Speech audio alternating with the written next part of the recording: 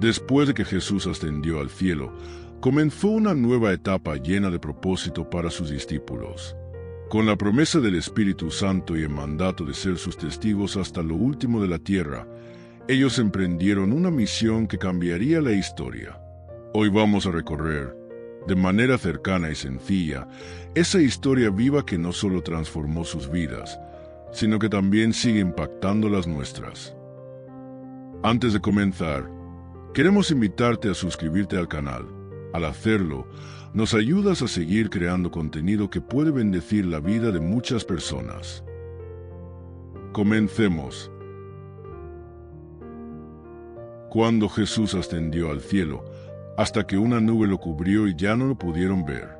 Todos se quedaron mirando hacia arriba, en silencio, tratando de entender lo que acababan de ver. Estaban quietos, sorprendidos, quizás con muchas emociones mezcladas. En ese momento, aparecieron dos hombres vestidos de blanco que les dijeron: «Varones Galileos, ¿por qué están mirando al cielo? Este mismo Jesús, que ha sido tomado de ustedes al cielo, vendrá otra vez, así como lo han visto irse».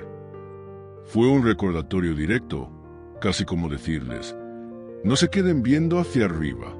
Jesús volverá, pero ahora tienen una misión que cumplir.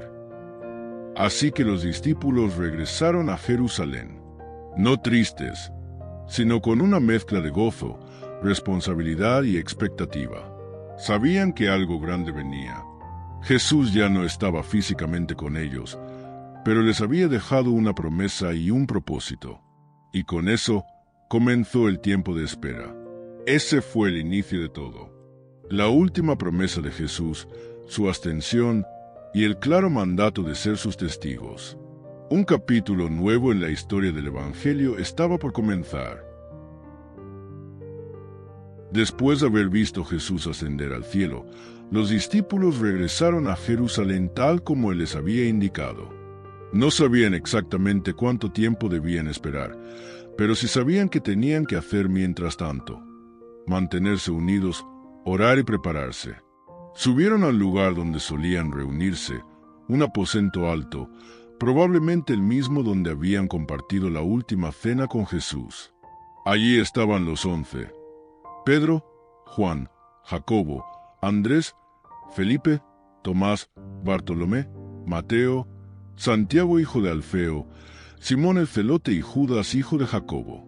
Y no estaban solos. Con ellos estaban algunas mujeres, entre ellas María, la madre de Jesús, y también los hermanos del Señor. Todos juntos, como una sola familia. No estaban discutiendo, ni haciendo planes humanos. Estaban orando, perseveraban unánimes en la oración. Esa fue su respuesta a la espera: buscar a Dios juntos. Y es interesante notar cómo la unidad marcó ese tiempo. No fue una espera pasiva, fue una espera activa, llena de fe. En vez de salir corriendo por impulso, se quedaron quietos, buscando a Dios en comunidad. Ahí, en ese ambiente de oración y comunión, sucedió algo importante. Pedro, que ya comenzaba a tomar ese rol de liderazgo que Jesús le había preparado, se puso en pie en medio del grupo. Eran unas 120 personas reunidas. Él les recordó algo que no podían ignorar. Uno de los suyos, Judas Iscariote, había fallado. Su lugar había quedado vacío, y eso no podía quedar así. No por tradición, sino porque en las Escrituras ya se hablaba de eso. Era necesario que alguien tomara su lugar. Entonces buscaron a alguien que hubiera estado con ellos desde el principio, desde el bautismo de Juan hasta el día en que Jesús fue llevado al cielo. Alguien que pudiera ser testigo, como ellos, de la resurrección. Propusieron dos nombres: José, llamado Barsabás, también conocido como Justo, y Matías. Pero no lo decidieron por preferencia ni por votación humana. Oraron. Dijeron: Tú, Señor, que conoces el corazón de todos, muestra cuál de estos dos has escogido. Luego echaron suertes, una práctica común en ese tiempo para discernir la voluntad de Dios, y la suerte cayó sobre Matías, quien fue contado como el 12º apóstol. Y así, sin ruido, Sin espectáculo, con sencillez y obediencia, se completó el grupo. No se trataba de llenar un hueco por llenar. Se trataba de estar listos. Dios los estaba preparando. Los corazones de los discípulos estaban alineados, no perfectos, pero dispuestos. Habían aprendido a esperar, a confiar, a mantenerse unidos y, sobre todo, a buscar a Dios antes de tomar decisiones. Ese fue el ambiente que precedió a Pentecostés: oración, unidad, obediencia y un profundo deseo de cumplir con lo que Jesús les había encomendado. Aún no sabían exactamente cómo sería la venida del Espíritu Santo, pero estaban listos, porque la espera con fe siempre es parte del plan de Dios. Finalmente llegó el día que todos esperaban. Era Pentecostés, una de las festividades más importantes para los judíos, y la ciudad de Jerusalén estaba llena de peregrinos que habían llegado de diferentes lugares. Pero, para los discípulos, ese día no sería como cualquier otro. El día de la promesa estaba por cumplirse. Estaban todos reunidos en el mismo lugar, tal como Jesús les había dicho. En medio de su oración, algo increíble sucedió. De repente, un ruido del cielo, como el de un viento fuerte, llenó toda la casa. No era un viento común, sino algo tan poderoso que hizo que todo se estremeciera. Y lo que siguió fue aún más asombroso. De repente, aparecieron lenguas como de fuego que se posaron sobre cada uno de ellos. No eran llamas destructivas, sino algo que les daba vida, algo sobrenatural. No podían explicarlo con palabras humanas, pero sabían que algo estaba sucediendo. El Espíritu Santo estaba allí, en ese momento, descendiendo sobre ellos, justo como Jesús lo había prometido. Y al ser llenos del Espíritu Santo, comenzaron a hablar en otras lenguas, en idiomas que nunca habían aprendido, y lo hicieron con una fluidez que era imposible de ignorar. La multitud que estaba afuera, oyendo el estruendo, se acercó rápidamente, confundida y asombrada. Encontraron a los discípulos hablando en diferentes idiomas, y lo que los sorprendió aún más fue que podían entender lo que decían. Eran de diferentes países y culturas. Algunos pensaron que estaban borrachos, pero otros se quedaron maravillados. ¿Cómo era posible que estos hombres, galileos, hablaran en idiomas extranjeros con tanta claridad? Fue un momento impresionante. Aquello no era algo que pudiera explicarse fácilmente. Era algo sobrenatural, algo que desbordaba la lógica humana. Los discípulos estaban recibiendo la promesa que Jesús les había hecho, el poder del Espíritu Santo para ser sus testigos en el mundo. No solo los estaba capacitando para hablar, sino para vivir la misión que Él les había encargado.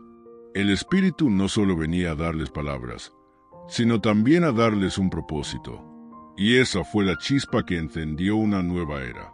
Era el nacimiento de la Iglesia. En ese mismo momento, Pedro, el mismo que antes había temido, se levantó con valentía y explicó lo que estaba ocurriendo. Les habló de Jesús, del cumplimiento de las profecías, de la resurrección y del poder transformador del Espíritu Santo. Un mensaje claro, directo y lleno de poder. Y ese día, 3,000 personas creyeron en su mensaje y fueron bautizadas. Ese evento, ese día de Pentecostés, marcó el inicio de algo que cambiaría la historia para siempre. Los discípulos, ahora llenos del Espíritu Santo, no eran los mismos. No solo habían recibido un don, sino que se les había entregado una misión: llevar la buena nueva de Jesús al mundo, comenzando con aquellos que escucharon en ese mismo momento. Lo que comenzó como una pequeña comunidad de creyentes se transformó en algo que no podía ser contenido. Y así, en ese momento de asombro, en ese ruido del viento y en esas lenguas de fuego, nació una nueva comunidad.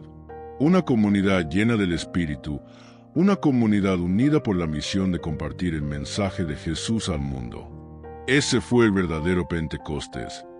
El día en que el Espíritu Santo vino, no solo para llenar a unos pocos, sino para transformar el curso de la historia humana. Con el poder del Espíritu Santo llenando a los discípulos, Pedro se levantó entre la multitud. Esta vez, Ya no era el hombre temeroso que había negado a Jesús. Ahora era un hombre transformado, lleno de valentía, lleno de pasión, listo para hablar con la autoridad que solo el Espíritu Santo podía darle. La multitud, todavía confundida por lo que estaba sucediendo, le miraba atentamente. Pedro sabía que este momento era crucial. No era solo un discurso, era un mensaje que podía cambiar vidas para siempre. Y así comenzó, con una voz firme, pero llena de compasión. No están borrachos, como ustedes suponen. Es apenas la hora tercera del día. Lo que está sucediendo es el cumplimiento de lo que Dios había prometido a través de los profetas. Este es el Espíritu Santo, enviado por Jesús, a quien ustedes crucificaron, pero que Dios ha resucitado. Pedro, sin rodeos, les habló de Jesús, su vida, su muerte en la cruz y, sobre todo, su resurrección. Les recordó cómo Jesús había sido el Mesías prometido, y cómo ellos, con sus propias manos, lo habían rechazado. Pero, a pesar de todo, Pedro les mostró que había esperanza. Jesús, ese mismo Jesús que ellos habían crucificado, estaba vivo, y por medio de él, podían ser perdonados, restaurados y transformados. A medida que Pedro continuaba, la atmósfera se cargaba de un peso profundo. Los corazones de los oyentes comenzaron a ser atravesados por la convicción. Podían sentir la verdad en cada palabra, y esa verdad no era fácil de ignorar. ¿Qué debemos hacer?, preguntaron, tocados por la fuerza del mensaje. Pedro no dudó en darles la respuesta que necesitaban escuchar. Arrepiéntanse y bautícese cada uno de ustedes en el nombre de Jesucristo para perdón de sus pecados y recibirán el don del Espíritu Santo. Era un llamado claro a la acción, a un cambio radical de vida. No solo se trataba de palabras, se trataba de una decisión: arrepentirse de sus pecados, volverse hacia Jesús y recibir su perdón. El corazón de Pedro latía al unísono con el de Dios. Este era el momento de la cosecha, y las semillas de la fe se estaban sembrando en los corazones de miles. Y el resultado fue inmediato. 3,000 personas fueron añadidas a la iglesia ese día. 3,000, un número que parecía inimaginable para aquellos pequeños discípulos. Pero en ese momento, lo imposible se hizo posible. En un solo día, la iglesia creció exponencialmente, y eso fue solo el comienzo. La predicación de Pedro no fue solo un evento aislado. Fue la punta del iceberg, el primer destello de lo que sería un movimiento imparable. El Espíritu Santo había llegado, y con él, el poder para transformar vidas. Y eso es lo que sucedió. Esas 3,000 personas no solo fueron bautizadas, sino que se unieron a una comunidad de creyentes, dispuestos a seguir a Jesús y a vivir conforme lo que Pedro les había enseñado. Ese día, la iglesia no solo comenzó a crecer numéricamente, sino que comenzó a formarse como una comunidad verdadera, unida por un propósito común: predicar el Evangelio de Jesucristo, compartir las buenas nuevas de su muerte y resurrección, y vivir conforme a su ejemplo. Después de ese increíble día de Pentecostés, algo impresionante comenzó a suceder entre los nuevos creyentes. La iglesia no solo era una nueva organización, sino una nueva forma de vida. Los discípulos, junto con los miles que se habían convertido, no solo se dedicaron a predicar, sino que se comprometieron a vivir de acuerdo con el ejemplo de Jesús. Cada día, sin falta, se reunían para compartir, orar y enseñar los unos a los otros. La comunión entre ellos no era superficial, ni se limitaba solo a reuniones de iglesia. Era una verdadera familia, unida no solo por la fe, sino por un amor genuino. Cada creyente estaba dispuesto a compartir lo que tenía, a cuidar de los demás, a estar presentes en las alegrías y en las dificultades. Nada de lo que poseían les pertenecía exclusivamente, lo veían todo como un bien común, para el beneficio de la comunidad. Si alguien tenía necesidad, otro estaba listo para ayudar.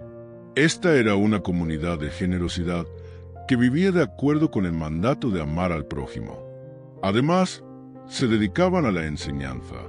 Los apóstoles, Como los primeros líderes, se convirtieron en los principales transmisores de la palabra de Jesús.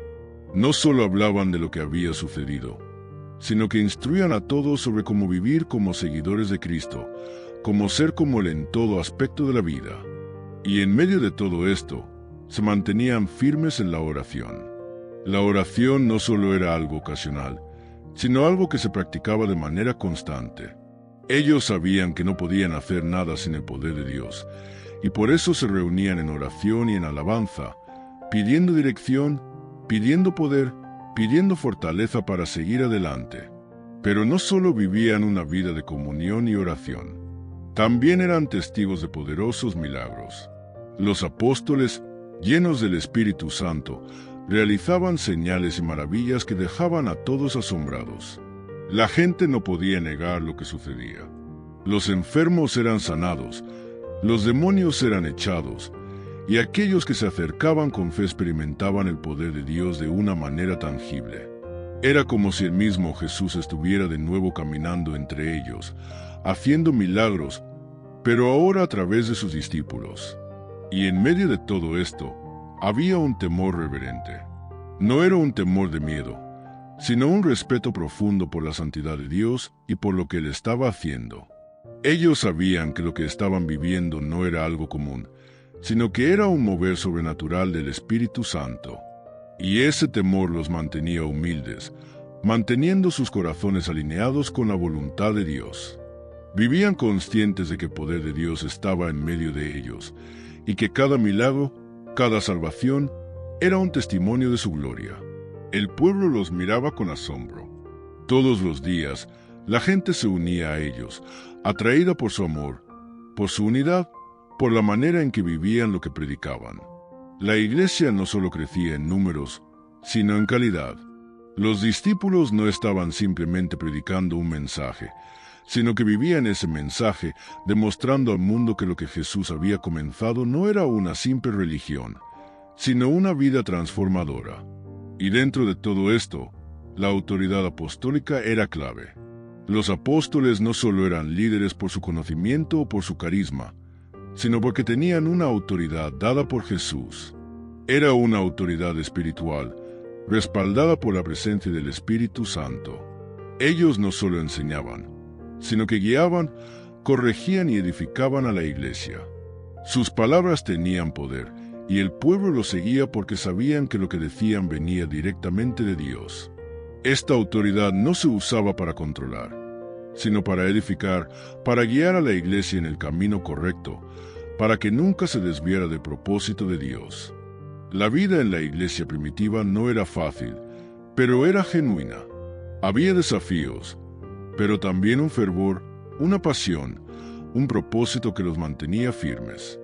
Vivían con la esperanza y el conocimiento de que estaban llevando a cabo una misión que cambiaría al mundo.